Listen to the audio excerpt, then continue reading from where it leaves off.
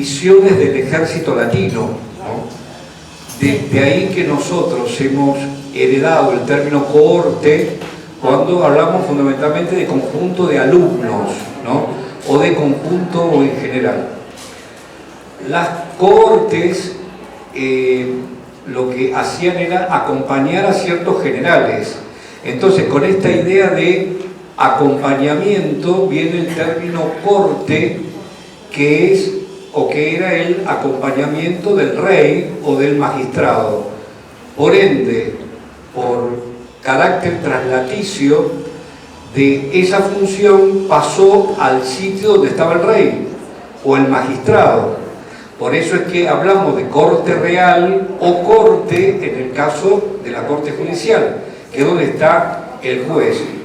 Ustedes fíjense cómo de un término que es militar pasamos al de acompañamiento, y como se acompañaba al rey o a un personaje importante, devino en el lugar.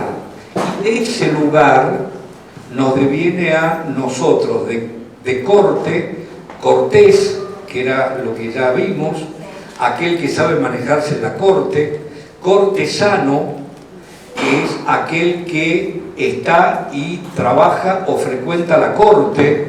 En el caso del femenino, cortesana, ¿qué significa? Es un eufemismo por prostituta. Sí.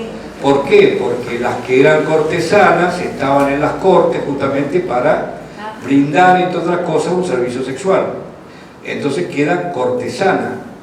De corte viene el verbo cortejar, que significa estar en la corte, pero también el hecho de adular o estar junto a alguien, y de ahí viene nuestro cortejar en tanto noviar, pretender, etcétera, etcétera, ¿no?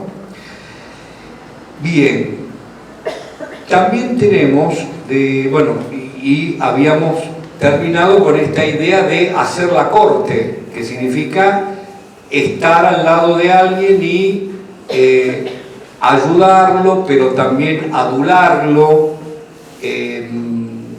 estar a favor, que es un poco lo que se hacía en las cortes reales, ¿no? Es decir, estar cerca del poder como para obtener algo, ¿no? Esa es la idea de hacer la corte. Con esta idea de, pero ya no ligado al término cortés, en español tenemos otro término para lo que tiene que ver con acompañar o con estar cerca. Nosotros habíamos hablado incluso de otros términos que se relacionaban, ¿no? El término peregrinar, que significaba venir por el campo, el término romero, que significa aquel que va a Roma, y después encontramos un término latino que pasó al español, pero que cambió de significado. En latín, el término de acompañar o ir en cortejo se dice pompa. Pompa, que a su vez viene del griego pompe, con el mismo significado, que significa acompañar a alguien en procesión. De esta idea de pompa, en latín se dice exactamente que pompa es un primitivo, incluso está atestiguado en varios textos latinos hablando de las procesiones o aquellos que acompañaban a los dioses. Entonces, de esta idea de procesión solemne quedó la idea de la solemnidad. Entonces, pompa o con pompa significa algo solemne, y también significa, o acuñamos un término que es peyorativo mayoritariamente, que es pomposo. Algo pomposo es algo que tiene mucha pompa, dicho de otra manera, que es excesivamente ritual. Esa es la idea de lo pomposo, ¿no? Bueno, pompa, y todo eso viene del latín pompa, que significa procesión. Y también tenemos el mismo término procesión, que proviene también del latín. No, me dieron otro para que yo no lo usara, pero me parece que está peor que... No, está ahí, con razón. Ahí está. Vamos a dejar el tapón, porque si no... Bien, tenemos entonces procesión. Procesión procede de un sustantivo que es proquesio. Es muy común que estas doble S en español desaparezcan, que a su vez viene del verbo procedere y significa proquesum, el hecho de ir hacia adelante, acompañar. Ahí viene nuestro término procesión, que es etimológicamente un primitivo. Como ven, es exactamente igual que como se da en latín. Ya que estamos conexos de las dobles, deben haber leído que la semana pasada fue el Día Internacional de la Lengua Española, ¿no? Y no sé si leyeron el origen de la ñ. ¿Alguno lo pudo leer? ¿No?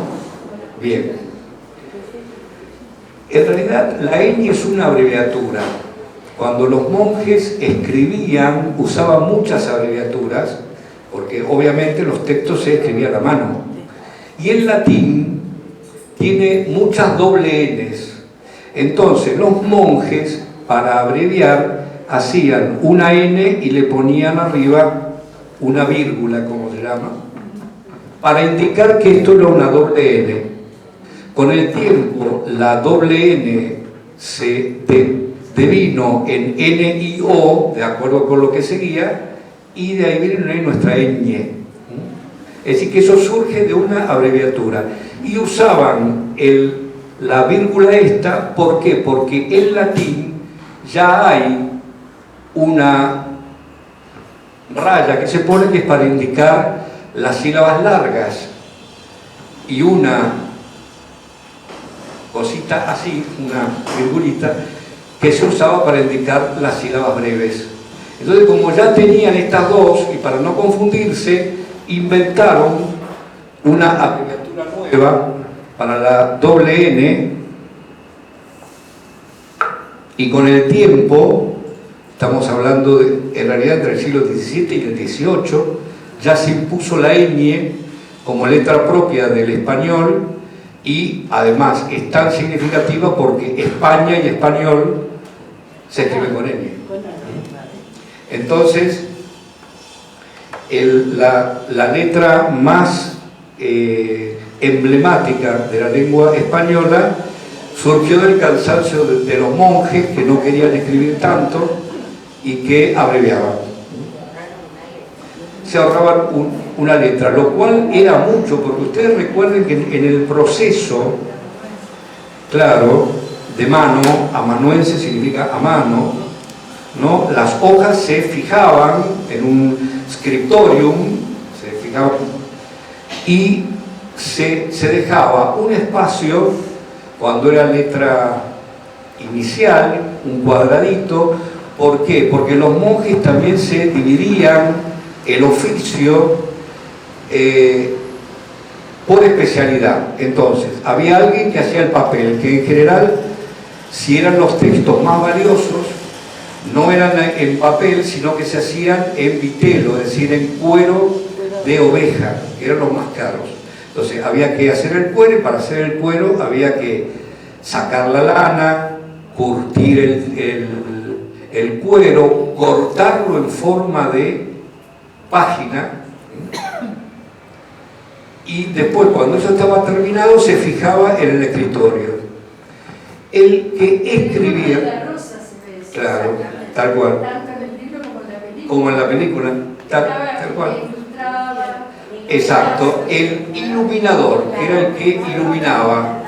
Entonces, exacto, entonces dejaban los márgenes y un lugar para hacer la primera letra o alguna letra que era usualmente el principio de palabra. De acuerdo al espacio que dejaban, cuando el texto ya estaba escrito, el iluminador veía de qué se trataba, a veces no, y escribía la letra. Eso lo hacían a veces en espacios muy pero muy pequeños, ¿no? Y los iluminadores, como después pasó con las catedrales, no siempre hacían cosas sagradas o sacras. De hecho, hay letras iluminadas que tienen actos sexuales, tienen monjes y monjas fornicando, y una cantidad de cosas que obviamente no tendrían por qué estar en ese texto. Y además, toda una cantidad de imágenes de animales fabulosos, que llaman los bestiarios, que iluminaban el texto. Y el escritor, ¿qué era lo que hacía? Marcaba con una especie de línea, que luego se borraba, los renglones y ahí escribía. Y además no siempre escribía, sino que a veces, cuando el escritorio, es decir, la biblioteca de un monasterio era muy importante, o abadía, había un monje que dictaba y varios copiaban. Por eso es que a veces se confundían, o porque escuchaban mal, o porque estaban medio dormidos, o porque el que dictaba se equivocaba, y en muchos manuscritos hay, por ejemplo, palabras repetidas, hay líneas que se repiten y demás. ¿Por qué esto es importante? Porque en lo que se llama la reconstrucción de un texto, o la recensión, los errores de un texto indican el origen, dicho de otra manera. Cuando se hacen las familias de textos, ¿por qué? Los textos de la antigüedad no siempre llegaron hasta nosotros. Algunos llegaron, el Codex Palatino, que es del siglo IV, el Sinaiticus, etcétera, que son muy pero muy antiguos. Pero en general, después de la creación del monacato de Occidente por San Benito de Nursia, estamos hablando en el 480 después de Cristo, él impuso a los monjes el hecho de que copiaran. Entonces empezaron a copiar textos. Muchos textos que son del siglo VI, VII, VIII, IX, X, son copias de copias. Entonces, cuando se hace una familia de textos, se van comparando los textos y se buscan los errores similares. Los textos que tienen los mismos errores tienen un origen similar. Entonces van estructurando los códices. Los códices se nombran por letras del alfabeto griego o latino. Letras mayúsculas, lo más importante, y letras minúsculas, lo que son copias. Entonces, se van estructurando las familias. Por ejemplo, hay un códice A o alfa que tiene 3 códices aquí. Algunos códices incluso tienen nombre de acuerdo con la biblioteca donde fueron encontrados. Y si nosotros encontramos que hay 3 códices que tienen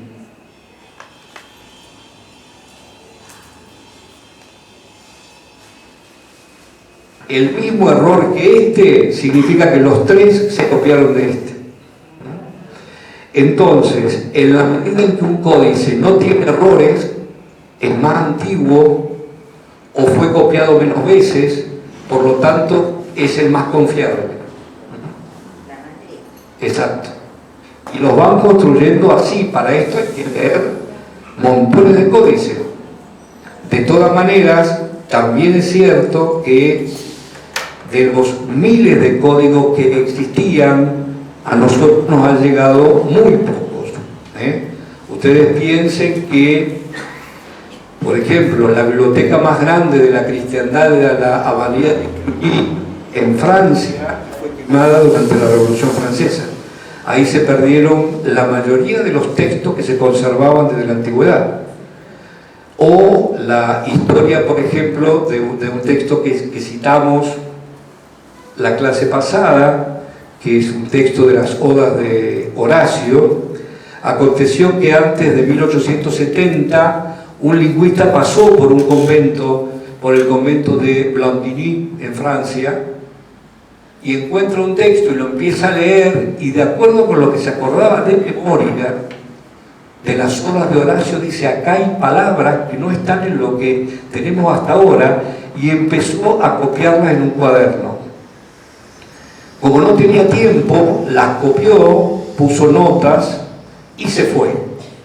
El convento de Blandiny fue destruido en la guerra franco-prusiana de 1870 y quedan solamente las notas de este viajero, que se llama Blandinius Vetustissimus, porque se considera que era la copia más antigua que se tenía de las Odas de Horacio. Y se perdió, porque se perdió con la guerra. Muchas abadías y conventos en España, en Francia, con la desamortización que fue cuando fueron cerradas, se vendieron las bibliotecas o desaparecieron simplemente o se quemaron por las guerras. Y también hay otras historias, como por ejemplo lo que aconteció con la obra de dos autores de teatro. Uno es latino, el otro griego, ¿no? El griego es Menandro, del cual no había sobrevivido más que fragmentos de todas sus obras, y en la década entre el 40 y el 50 se encuentra en Egipto una momia que tenía lo que se llama un cartón que queda como una especie de almohada que se hacía pegando textos. Alguien tomó una obra completa de Menandro, la pegó porque le sobraba, hizo como una almohada, llegó en el sarcófago de la momia y hoy es una de las obras completas que tenemos de Menandro. Porque alguien en Egipto pegó las copias de eso, y además, ¿por qué? Porque Egipto tiene un clima tal que permite conservar los papiros. De hecho, hay un gran yacimiento de papiros que es el de Oxirrinco, que por haber estado en la arena se ha conservado. En el caso de las obras de Plauto, que es un gran comediógrafo, del cual hemos recibido 20 obras y media, una enormidad de versos, las obras llegaron desde la antigüedad en forma muy fragmentaria. Y a principios del siglo XX, cuando ya estaba en funcionamiento todo lo que tenía que ver con los rayos X, sometieron un códice a los rayos X, que era un evangelio de San Juan y un apocalipsis. Era muy común en la Edad Media y hacia el final, por obra del milenarismo, siempre los 1000 años se consideraron como que ya venía el juicio final, aparte por toda esta cuestión de marcar y remarcar esta cuestión del juicio final. Un monje tomó un manuscrito y, como el papel o el cuero sobre el que se escribía era muy caro, lo que hacían era borrar el texto que había abajo y reescribían encima. Eso se llama palimpsesto, del griego palim, otra vez, y sestos, escribir. Palimpsesto, esto es un término español que viene del griego, significa vuelto a escribir. Era como que yo borro y en el interlineado escribo. Entonces, cuando lo someten a rayos X y demás, se dan cuenta que ese códice, que había sido comprado por un obispo en el Renacimiento y que se había conservado en una biblioteca en Italia, contenía la única copia de las obras completas de Plauto que existían. Por eso es que en el siglo XX se reeditaron las copias de Plauto, hacia el 1912 lo hace un inglés que es Lindsay, porque un monje en algún momento de la Edad Media borró un manuscrito que no le interesaba y copió un texto que existía ya, digamos, ¿no? Es como el rendimiento de las pinturas, que ahora se hace con rayos X y todo lo demás, y vemos lo que había antes. Exacto. Como ustedes ven, hay toda una historia atrás de esto, a la que se ha dedicado mucha gente a lo largo de los siglos, pero fundamentalmente desde el siglo XIX, parte del XVIII para acá, por lo cual contamos con muchos textos, porque esta gente se dedicó incluso a leer lo que era ilegible, ¿no? Ver lo poco que quedaba. Como el cuero absorbe la tinta con rayos X y demás, se puede leer, pero a simple vista no. Entonces, todo esto, ¿para qué sirve? Para ver justamente que la herencia cultural que tenemos muchas veces se debe a un montón de gente que han dedicado su vida a esto, o a hechos fortuitos como el de la momia, o por ejemplo hay toda una reserva que todavía no ha sido excavada de textos y de papiros en Pompeya, tanto en Pompeya como en Herculano. ¿Por qué? Porque todas las villas romanas tenían bibliotecas. Los papiros se conservaban a veces en jarrones adentro o en las bibliotecas arrollados. Y como eran de un material vegetal muy durable, la gran mayoría de ellos sobrevivieron al incendio del Vesubio. Muchos papiros fueron encontrados, mediante un proceso se humedece, porque el papiro está enrollado, hay que humedecerlo y estirarlo. Ustedes se han quemado algún papel alguna vez, ven que el papel se dobla y si lo tocan se destruye. Hay que humedecerlos, estirarlos y después leerlos. Gracias a eso se han recuperado montones de textos y todavía existen varias bibliotecas en griego y en latín que no han sido excavadas. Es decir, que en algún momento vamos a contar con textos que se perdieron y que gracias a esa erupción del Vesubio se pudieron conservar. Como ven ustedes, hay toda una trama detrás que nos permite hoy leer un montón de textos que si no se hubieran perdido. Y perdidos hay cientos de textos, de los cuales tenemos idea porque han sido nombrados por otros, pero de los cuales no queda el registro, justamente porque se han perdido. Bien, volvemos entonces con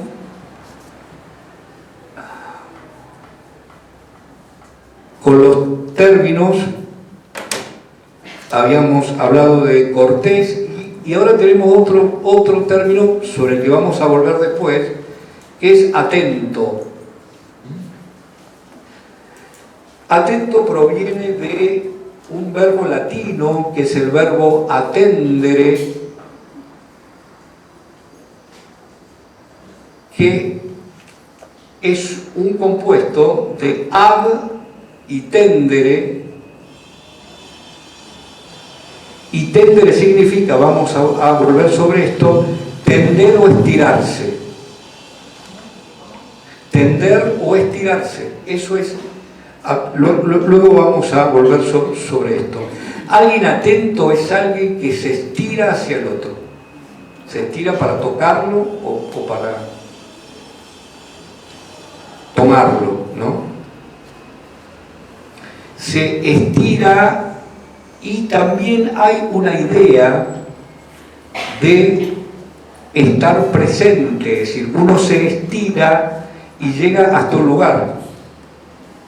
¿Recuerdan el verbo inglés que significa estar? Ir a misa, por ejemplo. No, justamente no. Attend. To attend mass es asistir a misa.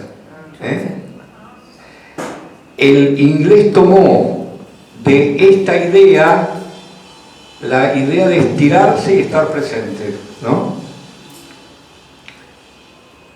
Asistir o asistere, como porque es parecido. ¿Por qué? Porque nosotros en atender o en atento estamos con esta idea de llegar al otro y servirlo. Por eso viene atención, etc. Con assist, que tiene que ver con esto de estar presente, eso es asistir. Hay otro significado de asistir que es estar tan presente que lo ayudo. Por eso es que asistencia, asistente, significa ayudar a alguien. ¿Qué es lo que conservó el inglés? To assist. Está con más de assist, exacto. Exacto, ¿no? Ayudar, que el español lo tiene como uno de los significados, pero no es el primero. El primero tiene que ver con esto de asistencia, estar presente. El inglés lo toma desde el punto de vista del segundo, o la segunda idea de asistir, que es ayudar. Bien. Después tenemos el término servicial. Este es más fácil. Alguien servicial viene de servus, que significa siervo. Ustedes fíjense que servicial, siervo y servil tienen la misma raíz. Alguien servicial es alguien que se hace esclavo del otro.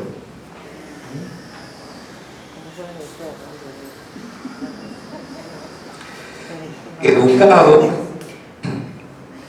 probablemente lo hayan visto varias veces. Educado, ¿de dónde? De educar, que a su vez proviene de y ducere.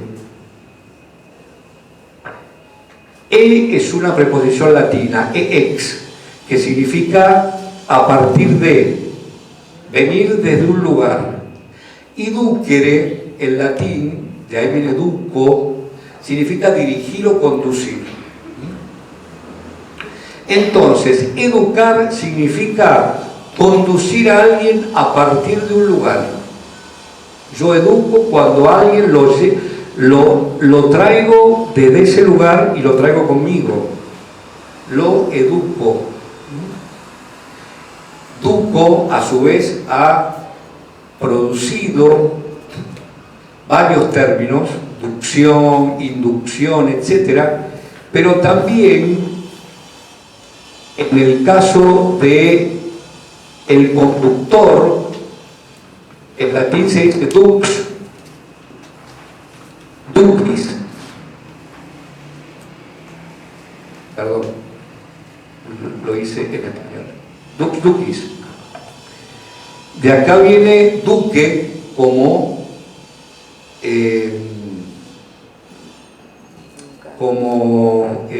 título nobiliario. El duque es el que conduce. Y en italiano, ¿cómo se dice conductor? Duce. De acá viene el duce, del cual ustedes habrán escuchado alguna vez, significa el conductor. Casi todos los títulos nobiliarios, o muchos de ellos, derivan, salvo algunos que son primitivos, por ejemplo rey, que viene de rex directamente, es decir, que es un término propiamente latino. Los otros derivan de grados militares o de princeps, príncipe, el que es el primero, marqués, el que es titular de una marca en latín tardío y en germano significa límite o gobierno militar. De ahí, por ejemplo, Denmark, la marca del norte, con Carlomagno, de donde viene nuestra Dinamarca. En tanto, límite o gobernación militar del norte. El marqués es el que es titular de una marca. El duque es el conductor. Y el educado es aquel que ha sido conducido por alguien a partir de una idea o una materia. Bien, vamos a otro. Correcto. Voy a borrar un poco porque... Con correcto... Opa. Ustedes solo lo pueden sacar. Sacamos el co y ¿qué nos queda? Recto. El correcto es co, que significa completamente, conjuntamente con otro, y recto, que viene de rectus, que significa ir derecho. El correcto es aquel que no se desvía, que va siempre derecho. O que es completamente derecho. Por el contrario, habíamos visto los antónimos. Descortés, fácil. Des es lo contrario de lo cortés. Grosero, viene de grossus, del cual ya vimos antes que significaba gordo. El grosero es alguien gordo, que está engrosado. Y después tenemos uno que es muy interesante, que es ordinario. Ordinario. Ordinario, ¿de dónde viene? De ordo ordinis, que significa lo usual, lo común, lo esperable, lo que es de acuerdo a un orden. Por eso es que nosotros cuando, por ejemplo, en término jurídico, decimos el fuero ordinario o el carácter ordinario, ¿qué significa? Que está de acuerdo con la ley, con el orden. Pero ordinario, como peyorativo, ¿de dónde viene? De aquello que es común y es esperable. Aquello que sigue el orden, de ahí también viene ordinal, por ejemplo, en el caso de los adjetivos, lo que sigue un orden, lo que es esperable, lo que se presupone, etc., eso es peyorativo. Por el contrario, lo mejor es lo extraordinario, porque no es esperado, porque no se tiene, porque no sigue un orden. Fíjense.